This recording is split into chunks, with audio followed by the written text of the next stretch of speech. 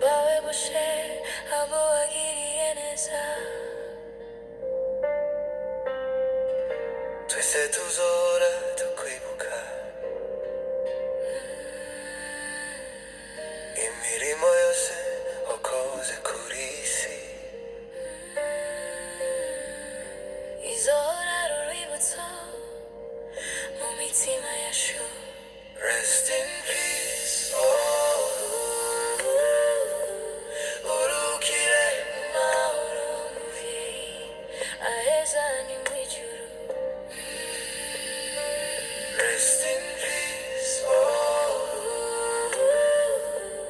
urukire mu mahoro muvyeyi aheza ni mwijuru. Abana bawe baragira bati ruhukira mu mahoro aheza ni mwijuru. Abuzukuru bawe nabo bati ruhukira mu mahoro aheza mwijuru. Abagenzi inshuti n'abakumenye bose bagira bati muvyeyi mwiza igire mwijuru uruke kuko ariho heza haruta ahandi. Ego muvyeyi igendere wakoze byinshi genda uruke abawe tuzahora tukwibuka ushoje urugendo neza ruhukira mu mahoro. Rest in peace, oh,